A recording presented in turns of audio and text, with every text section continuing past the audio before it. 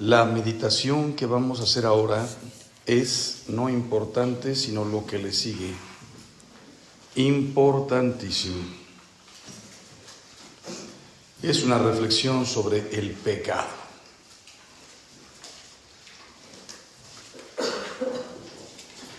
Y así como hace un rato les dije que yo me vea con los ojos con los que Dios me ve, le podemos pedir a nuestro Señor que vea el pecado como tú lo ves. Nosotros a veces minimizamos las cosas. Hablar mal, impurezas, me robé algo, tratar mal al marido, a la mujer, les pasa a todos, no pasa nada. Que yo vea el pecado como Dios lo ve. Dios siente un profundo rechazo inmediato al pecado. Le dijo Jesús a Pedro: apártate de mí, Satanás, cuando le estaba insinuando desviarlo del camino que quería su Padre. Vamos a hacer primero una contemplación de lo que pasó con Pedro en la última cena. Y después entramos a nuestro pecado, ya que es el pecado. Entonces, primer punto, ¿quién es Pedro? Ya no es el pescador rudo de Galilea, ya lleva 3 años sin pescar, siguiendo a Cristo. Yo haré de ti un pescador de hombres. Pero es que además, apóstol privilegiado, testigo cercano de todos los milagros. No sabemos por qué a los otros 9 no se los llevaba todo el tiempo Jesús con él. Solo Pedro, Santiago y Juan. Pedro no puede decir que no conoce al Maestro. Pedro oyó cuando Jesús dijo: a quien me confiese ante los hombres, y Pedro lo confesó: tú eres el Hijo del Dios vivo. Jesús le había dicho a Pedro: vigilad y orad muchas veces. El espíritu está pronto, pero la carne es débil. Se lo dijo especialmente a Pedro. Hay cosas que Jesús hablaba en público, las bienaventuranzas, el sermón de la montaña, el nuevo mandamiento se lo dijo a los 12 o a los 11. Siempre será un misterio hasta qué momento estuvo Judas en la cena. A Pedro le había dicho: Pedro, reza. Jesús oró por él especialmente. Yo he pedido por ti, Pedro, porque el demonio te quiere cribar. No cabe duda, Pedro recibió mucho más que otros. El Padre le reveló la divinidad de Cristo y por eso Jesús lo distinguió como la roca. Ustedes imagínense cuando Jesús pregunta: ¿quién dice la gente que soy yo? Un profeta, Juan el Bautista que ha resucitado, otros, el profeta que estábamos esperando, a Elías. ¿Y vosotros quién decís que soy yo? Y de pronto todos callados, mudos, y Pedro dice: tú eres el Hijo del Dios vivo, el Mesías. Bienaventurado eres tú, Pedro, porque esto no te lo reveló ni la carne ni la sangre. Esto te lo acaba de decir mi Padre. ¿Qué habrá sentido Pedro en su interior para abrir la boca y decir esas palabras? Y entonces Jesús le dijo: tú eres Pedro, sobre esta piedra edificaré mi iglesia. ¿Cuántas distinciones? Puedes pensar ahora tú un momento: ¿en qué me parezco a Pedro? Yo también he recibido mucho. No los conozco a todos ustedes, pero muy probablemente todos podemos decir: Nacimos en un país católico, así que aquí hay colombianos, yo soy mexicano, ustedes son españoles. Nací en un país católico, con unos padres católicos, con una tradición católica. ¿Cuántas amistades católicas, cuántos sacerdotes cerca de mí en mi juventud me dieron todos los sacramentos, desde el bautizo, confirmación, comunión? Me casé por la iglesia, he participado en grupos de apostolado, me invitan aquí, allá, he hecho retiros. Como Pedro, soy un distinguido, no soy una persona cualquiera. Imagínense lo que tendría que decir yo. Soy sacerdote, tengo vocación, administro los sacramentos. Súmale a todo esto los talentos que te dio nuestro Señor. Segundo punto, circunstancias de la caída. Y qué interesante hablar de esto aquí delante de Dios nuestro Señor. Pedro estaba recién ordenado.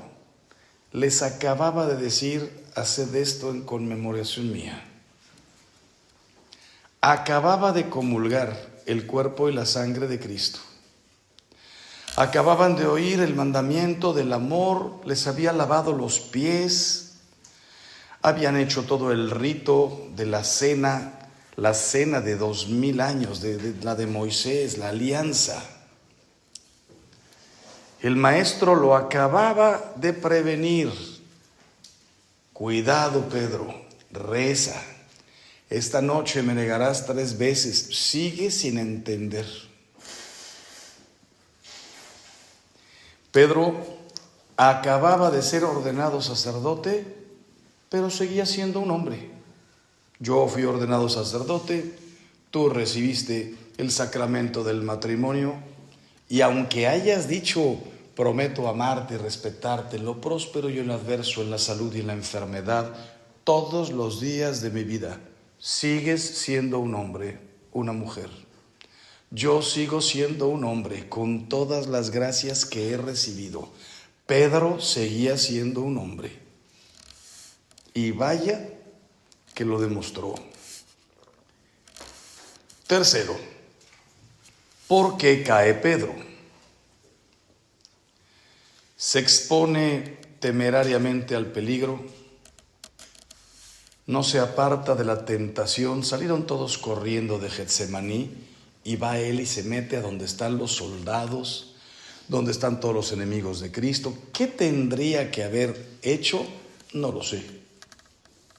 ¿Qué hubiera hecho yo? No lo sé. Seguramente él hizo una cosa muy buena, sacó la espada en Getsemaní, le cortó la oreja a Malco, digo muy buena, muy mala, pero muy buena, una especie de a Jesús no lo tocas, con el maestro no te metes. Cuando vio llegar a esa sarta de hipócritas, sinvergüenzas, fariseos, soldados, no era como cuando se acercaban 10 leprosos, qué horror, la lepra, qué espanto, pero no era gente mala. Un ciego, 2 ciegos, malolientes, horribles, no eran malos, eran seres humanos, eran mis hermanos. Cuando se acercó la Magdalena, la samaritana, mujeres de la calle, bueno, qué pena, pero son hermanas, terminaron siendo apóstoles. La Magdalena, la primera mujer que vio la resurrección. Hay santos padres que la han llamado apóstol de los apóstoles. ¿Quién les llevó la noticia a los apóstoles? Entonces, se expuso temerariamente, probablemente se tenía que haber ido a rezar, aparecer ya en el momento de la cruz, se fue a meter con los soldados, con las mujeres que se estaban calentando, se expuso. No se apartó de la tentación. Jesús le había dicho, Pedro, vigilad y orad. Pedro se durmió en Getsemaní. 3 veces fue Jesús a decirles, no han podido velar 1 hora conmigo, duermen.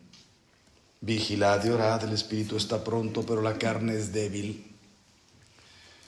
No oró, lo vence el respeto humano, no hace caso a las advertencias, no pide ayuda, presuntuoso.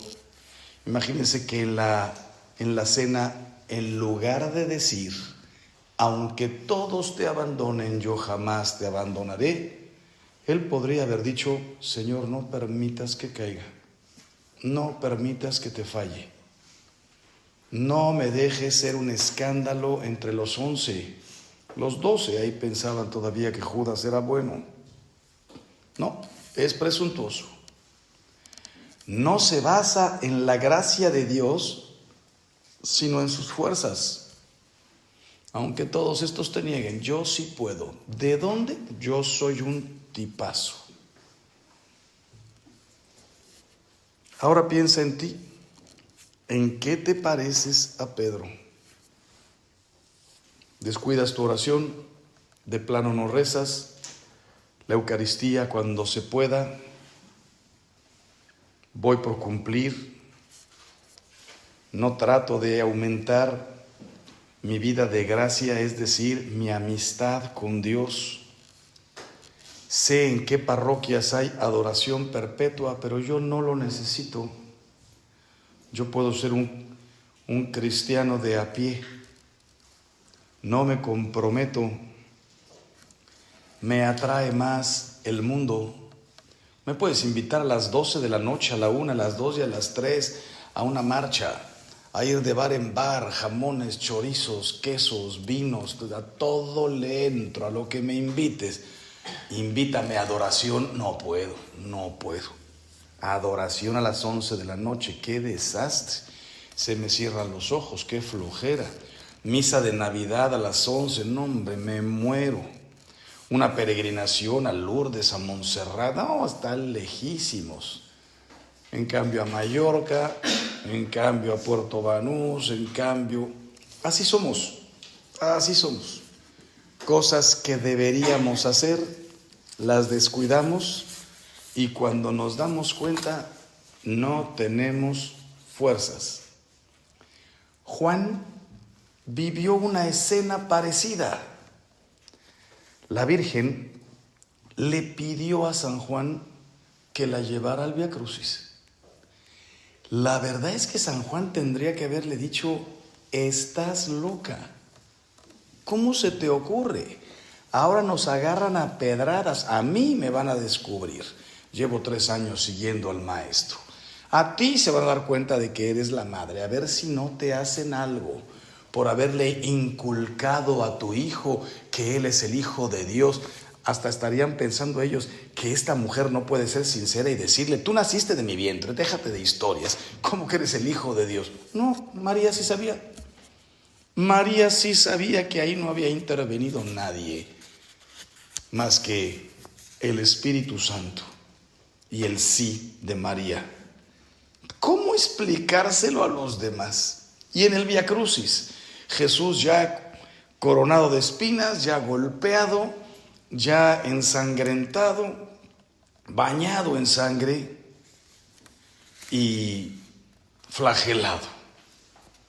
¿Para qué te vas a meter ahí? Pues pasó al revés.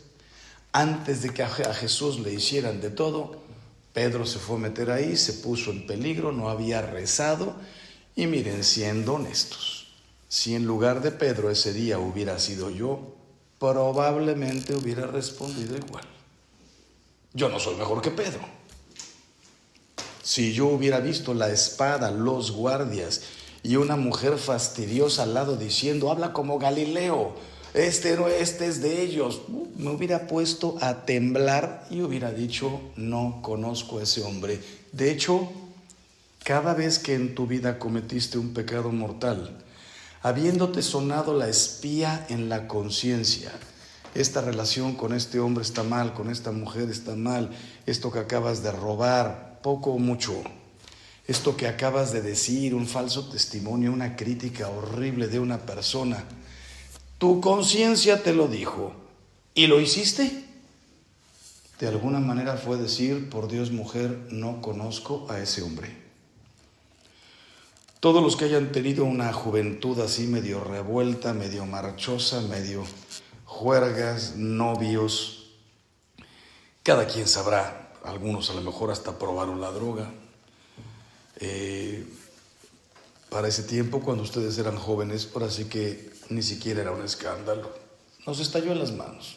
Los 60s, hippies, yuppies, revolución sexual, todo decía diviértete. A lo mejor caíste en todo eso sin siquiera darte cuenta de la gravedad. ¿Cuál gravedad? Muchos no salieron. Muchos de tu generación murieron en las drogas, murieron en el SIDA, son alcohólicos perdidos, rompieron 1, 2, 3 matrimonios. Probablemente aquí hay gente que abortó, está en un proceso de sanación. ¿Cuántas cosas hiciste en tu vida? ¿Por qué caíste? ¿Qué circunstancias? Lo que es impactante es que San Juan sacó la fuerza y le dijo a María: yo te llevo, madre. Me imagino que todos han visto la película de Mel Gibson, de La Pasión. Esa escena es hermosísima. Cuando están esperando en una esquina, mi hijo va a pasar por ahí y Juan se la queda viendo. ¿Estás segura que quieres ir a ver esa carnicería? Es mi hijo, yo tengo que estar a su lado.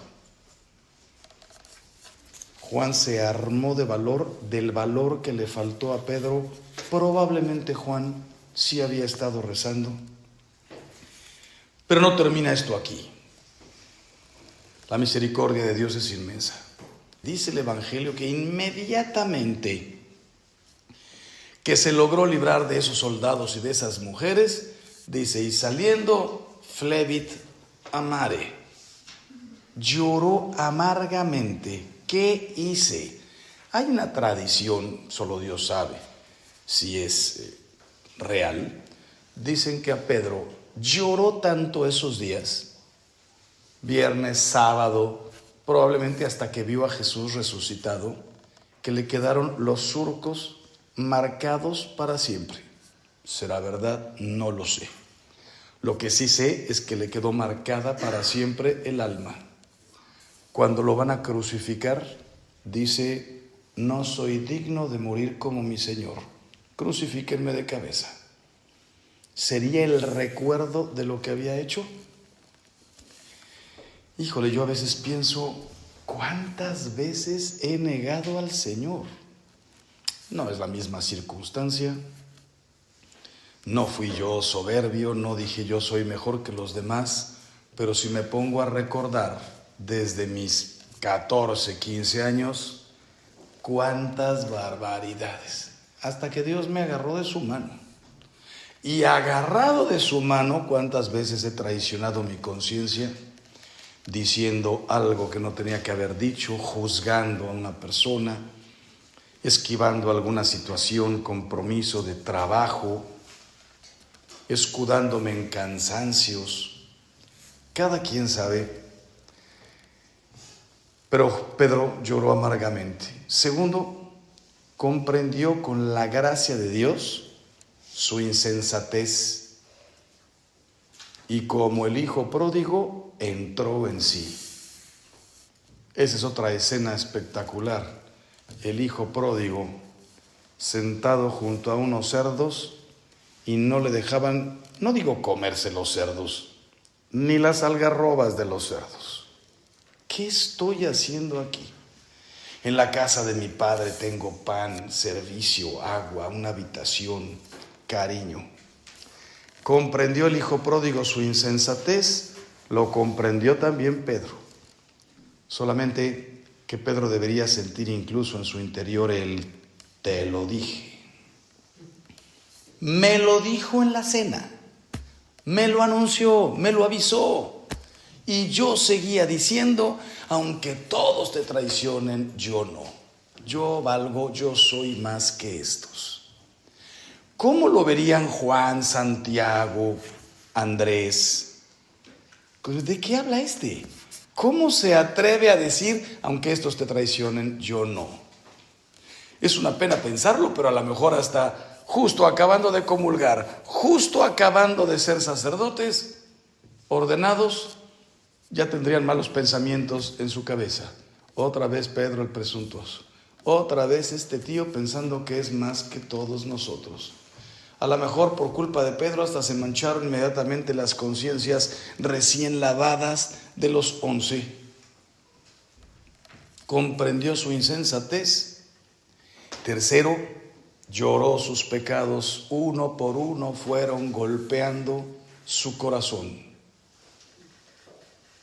Probablemente en ese día tuvo todo el sábado, te lo puedes imaginar. ¿De qué crees que hablaban los apóstoles el sábado? De nada. Imposible. Hablar, llorar, cada uno en alguna habitación, cada uno pensando qué fue lo que había pasado. ¿Cómo es que nos dijo 3 veces o 4, miren que vamos subiendo a Jerusalén, el Hijo del Hombre va a ser entregado? ¿Cómo no lo entendí? Nos lo dijo 4 veces, clarísimo. ¿Te acuerdas cuando yo dije que iba a traer el fuego del cielo? Y me dijo, no hombre, no, yo he venido a dar la vida, no he venido a consumirlos así, eso sería lo más fácil del mundo. ¿Te acuerdas las veces que dijo y no entendimos nada? Nos cegamos. Pedro recordaría la ruptura con el plan de Dios. ¿Cuál ruptura? Su oposición a los intereses de Cristo. El Hijo del Hombre tiene que padecer. No, por ningún motivo. Tú no vas a padecer. Apártate de mí, Satanás.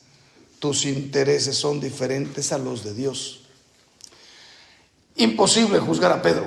Si hubiera estado yo ahí, hubiera hecho exactamente lo mismo. Somos todos de la misma tela. Recordaría Pedro su antitestimonio al huir. Primero sacó espada. Primero casi mata a alguien. 3 centímetros más a la derecha y el espadazo hubiera sido en el cráneo, no en la oreja. Imagínate, recién ordenado sacerdote, recién confesado, comulgado, recién nombrado el apóstol número 1 y ya cometiendo el primer asesinato. Pedro guarda la espada. Quien a espada hiere, a espada muere. Y él diría, ¿qué parte no entendí del mensaje del amor? Jesús es el primero que podía haber desbaratado a todos sus enemigos. ¿Cómo no lo entendí? Su ceguera ante Cristo, su incoherencia lejos de ti la cruz, su incoherencia aunque todos te abandonen, y después se durmió.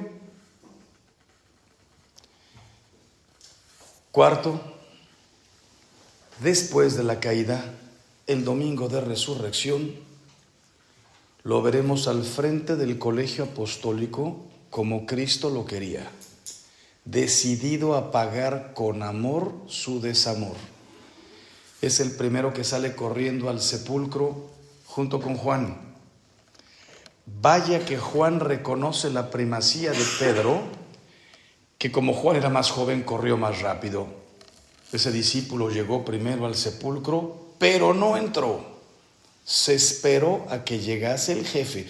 Pero si el jefe acababa de traicionar, ahí ya no había primeros, ahí ya no había superiores. El que era primero, el que era la roca, se había desbaratado de miedo y había salido corriendo. Juan tenía las cosas claras. Jesús lo llamó la roca. Pues bueno, conclusión, ¿qué parecido hay en todo esto con mis circunstancias? ¿En dónde tengo puestas mis fuerzas? ¿Mi inteligencia? ¿Estoy muy seguro de mí mismo? ¿O en la gracia de Dios? Huye de las tentaciones. Agárrate de Dios.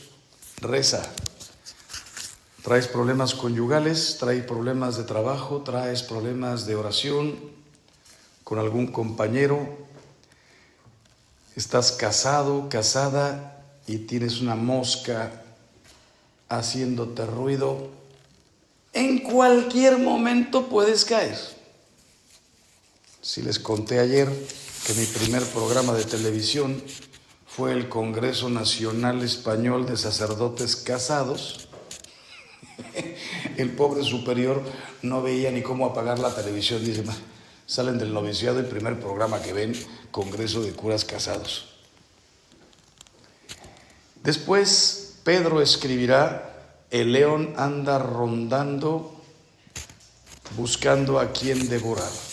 Resistidles firmes en la fe. ¿Cuánto aprendió Pedro?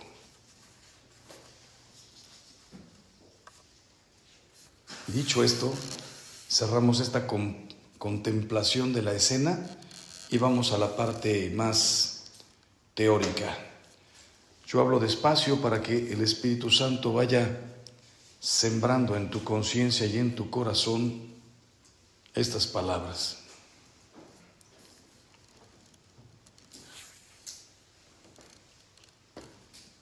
Primero, el pecado es desobediencia y desconfianza.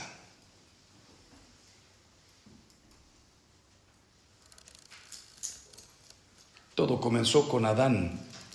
Sabemos que Adán pudo haber sido la primera pareja o hubo 5 primeras parejas. Ya saben lo que es el poligenismo. Es imposible pensar que todo el mundo venga de Adán y Eva. ¿De dónde salieron los morenos? ¿De dónde salió el pelo chino? ¿De dónde salieron los pelos de micrófono? ¿De dónde salieron los ojos chinos rasgados de los orientales? ¿De dónde salieron los tipos de barbas, de cuerpos, de ojos, de miradas, de cerebros, de todo? Aunque esto no lo va a definir todavía la Iglesia, ni mucho menos, se habla de que no todo el mundo vino de Adán y Eva. Probablemente hubo 10 Adanes y 10 Evas. En algo coincidimos: desobediencia y desconfianza. Seréis como dioses. No le hagan caso a Dios. Él no quiere que ustedes sean felices. Qué aseveración tan impresionante del demonio. Dios no quiere tu felicidad. Toma, drógate, sexo, prueba, diviértete, pásatela bien. No, cálmate, contrólate, abniégate, sé generoso. Dios no quiere tu felicidad. A veces me toca a mí tener que hablar con personas que es durísimo. Imagínate, me casé, duré 4 años de casado, me separé, no veo a mi hijo porque mi esposa se lo llevó, se regresó a otro país o se fue a vivir a no sé dónde. Ya eso me hace sentir mal. Pero ahora lo peor, ya me enamoré de otra mujer católica, se quiere casar conmigo y yo ahora traigo un impedimento y no me puedo casar. Y ya me dijo esta mujer preciosa que acabo de conocer: yo jamás me casaré si no tienes tu nulidad. Si les contara la cantidad de casos que veo y también la cantidad de casos en donde dicen: no pasa nada, vámonos a vivir juntos y ya después se dará la nulidad y cuando se dé nos casamos. Y ya llevan 25 años viviendo así y cada domingo que van a misa no puedo comulgar. El otro día tuve una discusión, más que discusión, una motivación. Una pareja tiene un bebé y escogen a su hermano y a la cuñada para que sean padrinos de bautismo. Pero el cuñado, el hermano y la cuñada no están casados por la iglesia y nunca podrán casarse, digo, a menos que se muera la otra. Hay que pedir mucho a Dios que desaparezca la otra, imagínate. Te pedimos, Señor, por nuestra hermana que desaparezca cuanto antes. No se puede, no se puede. Y entonces, ¿qué casos? Y viene el demonio a sugerirte al oído: Dios no quiere tu felicidad. Si Dios quisiera, no pondría todos estos impedimentos y estas tonterías. Miren lo que es el pecado. Comenzamos con Adán y Eva y pues yo no sé si haya sido lo peor de la historia de la humanidad. Auschwitz, Dachau.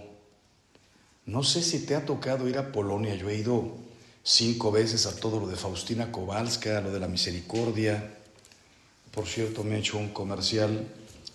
Estoy construyendo en Puebla un Cristo 3,5 veces más grande que el del Corcovado. Son 145 metros de altura. Ya estamos moviendo tierras, tenemos 46 hectáreas, va a haber abajo, a los pies, la Basílica de la Misericordia, un centro de espiritualidad, renovaciones matrimoniales, son 46 hectáreas. Ahí hay espacio para peregrinaciones, para coches, todo lo que quieras. Cierro paréntesis.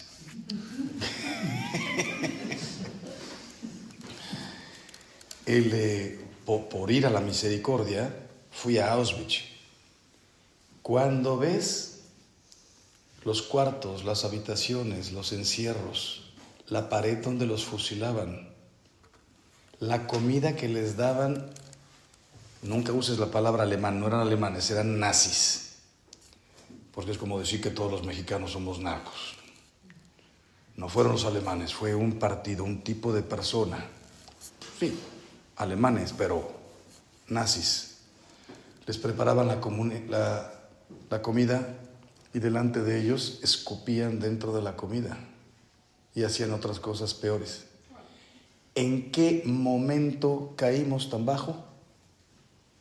Yo entiendo que dos personas peleen, entiendo que te pase por la mente ya el deseo de acostarte con tu novio, somos de carne y hueso, lo entiendo perfectamente. Fastidiar en el campo de concentración que ya era el infierno, hacerte lo peor. Llegas a lo más cercano a la celda del padre San Maximiliano Kolbe y en una esquina te enseñan todavía una cárcel que inventaron. Es una figura en la pared que es un hombre en posición de feto. Al que metían ahí para castigarlo, lo metían como feto, lo tapeaban y cerraban ahí 6 días. Lo necesario para que no muriera, se muere a los 8 días. 6 días, no tirado en el suelo, no con frío, no, en posición de feto, tapeado en la pared. Pero si eso ya era un infierno, ¿cómo el hombre pudo caer tan bajo para fastidiar todavía más? Te hago la comida y te escupo, o hago mis necesidades ahí y yo sé que te las vas a comer por hambre. El pecado es la desobediencia y la desconfianza. El pecado tiene una dinámica, unos componentes siempre iguales. La bondad de Dios, que todo lo hizo bien, todo para mi bien, pero había límites. No puedes tocar de este árbol. Ya saben ustedes que todo eso es una imagen. No fue una manzana, fue una pera. No, no es cierto. No fue una manzana, no fue un árbol, no fue una víbora, fue una desobediencia. Había límites. En la vida hay límites. En tu casa hay límites. El hombre no quiso nada. La serpiente, que no era una serpiente, era el mismo demonio, el más astuto, no el más sabio. No afirma, sino pregunta. Pero en la misma pregunta miente. ¿Quién os ha prohibido tomar del fruto del árbol? Corrige el mandato del Señor. No les hará mal, simplemente que se les abrirán los ojos y serán como dioses. ¡Qué tentación! Nosotros queremos ser como dioses. Yo hago con mi vida lo que me dé la gana. No quiero reglas, no quiero normas. Sugiere que Dios obra no por amor, sino por egoísmo. Eva aplica su propia lógica y la pone en la balanza contra lo que Dios dijo. Después convence a Adán. Todo esto podría ser reinterpretado, ¿será verdad? San Pablo se apuntó 3 puntadas en sus cartas, en los Hechos de los Apóstoles, tremendos. Cada domingo que salen esas lecturas, yo no sé ni dónde meterme.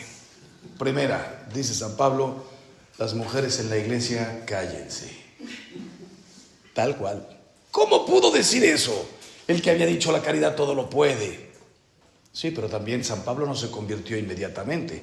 Convertirse a Jesús, sí. Cayó de su cabalgadura, lo que fuera. Inmediatamente una voz le dijo, una luz lo cegó. Conversión inmediata.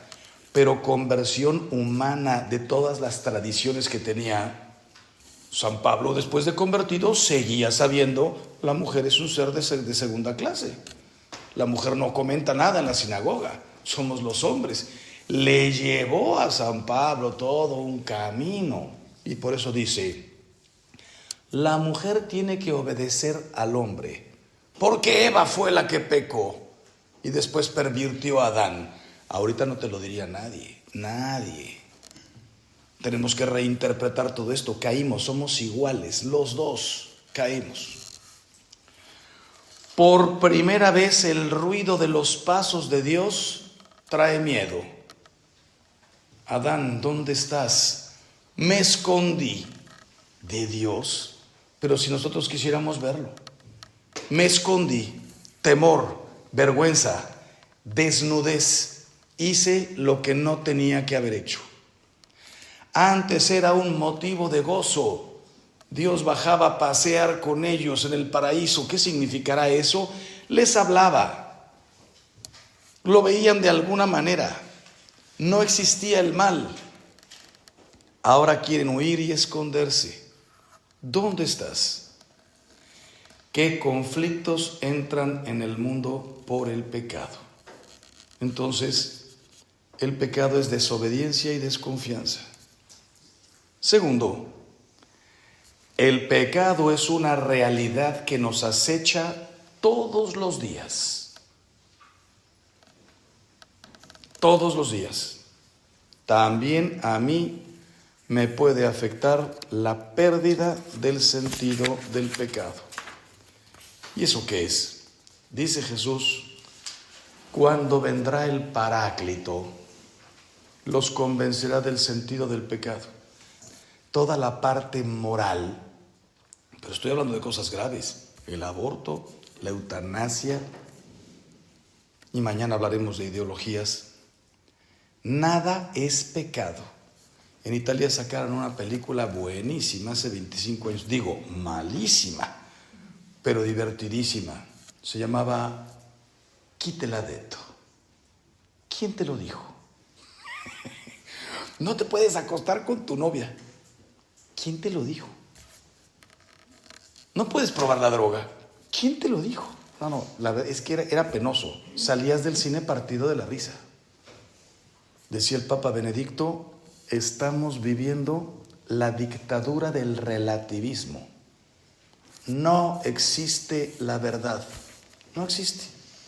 Tú dices que el aborto está bien, yo digo que está mal. No me molestes si no te molesto, cada quien que crea lo que quiera.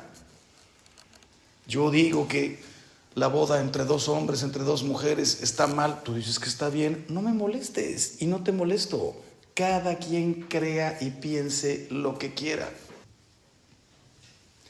Más que el pecado, lo que irrita a Dios es que los pecadores no se arrepientan de sus pecados. Que tú y yo hayamos fallado y desde la adolescencia, con más o menos gravedad, eso no le afecta tanto a Dios, no lo irrita tanto. El hecho de que no me haya arrepentido, hoy le puedes pedir a nuestro Señor en esta hora eucarística, ayúdame, Señor, a arrepentirme.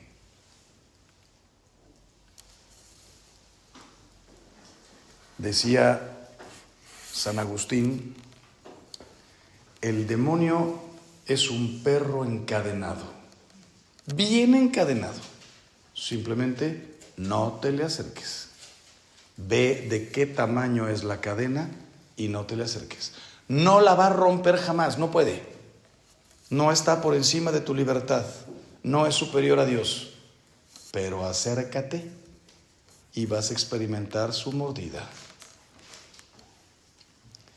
Pero también piensa una cosa, no sé si aquí alguno de ustedes ha sufrido de piedras en el riñón. Es la cosa más espantosa, yo ya tuve 5. Conforme iban saliendo les ponía Rocky 1, Rocky 2, Rocky 3, Rocky 4. Es una cosa espantosa. Por los conductos va bajando una piedra que cuando la ves salir y la tocas porque te la dan, para analizarla, los picos que tiene eso. Pero no sé quién fue el que dijo, la conciencia es un triangulito con 3 esquinas, que como la piedra cuando baja va lastimando el alma y la conciencia, pero cuidado, puede perder el filo. Si las piedras que yo he tenido no fueran filosas, serían balines, ni te enterarías, simplemente las echarías. Vaya que se siente. Tienes que mantener tu conciencia como un triángulo con 3 picos afilados que te molesten. Qué tragedia que limes tu conciencia. Tercero y penúltimo, el pecado es una ruptura con el plan de Dios. Primero yo, después Él. El pecado es el desorden, la armonía, perder la armonía con Dios, con nosotros, entre nosotros, la armonía marido y mujer, la armonía conmigo mismo, drogándome a quien afecto, mintiendo a quien afecto, la armonía conmigo mismo, abandonándome, descuidándome a la gula, a quien afecto. Por el pecado ya no se le sirve alegremente a Dios. Qué tremendo, Dios es un estorbo a mi felicidad. A veces me ha tocado hablar con gente que te mueres de la risa porque dice, padre, yo me perdí 5 años. Me fui a vivir a Europa, me fui a Estados Unidos, me fui a Suiza, hice lo que no se puede usted ni imaginar. Con las que me metí, lo que me divertí. ¿Cuánto se necesita para lograr sacar a Dios de tu conciencia, de tu vida completito? Venga, reviéntate como vive la mitad de la humanidad. Reviéntate. Unos sientan cabeza, otros no. Digo, ¿y qué te pasó para que después de 5 años volvieras y ahorita seas un padre de familia y con una esposa y tal? Padre, gracias a Dios, tiene sus caminos, que si Emaús, que si los corazones no sé qué, que esta congregación, un cura, una cosa que escuché en el radio. Dios es infinitamente misericordioso. Pero imagínate cuando lo considerabas un estorbo. Por el pecado el hombre está dividido. El deseo de Dios es la vida. Por el pecado entró la muerte.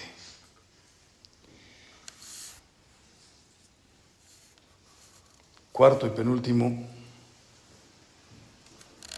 el pecado es una traición al amor de Dios. Dejo de cumplir mi misión, yo como sacerdote, tú como padre, como madre, como esposo. Si me está escuchando aquí algún matrimonio que está en malos momentos, antes de que rompas tu misión, cuanto antes a reconciliarse con Dios, a pedir perdón, a volver al cariño.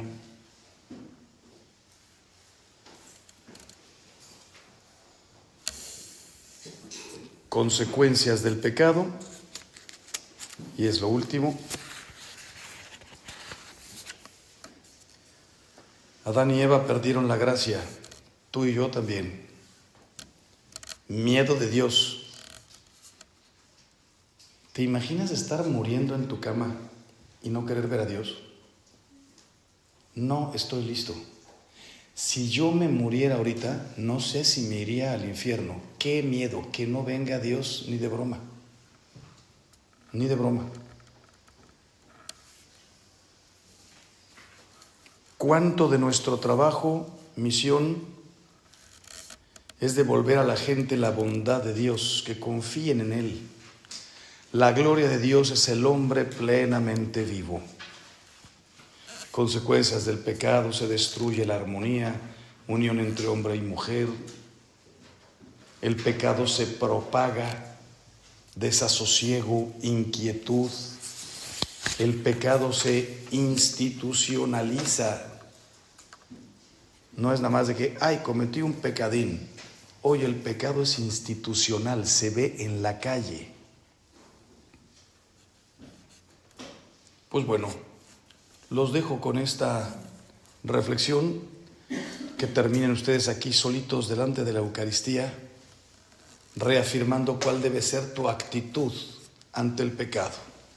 Vigilancia, no ser ingenuos ante el demonio, ese perro, dice San Agustín.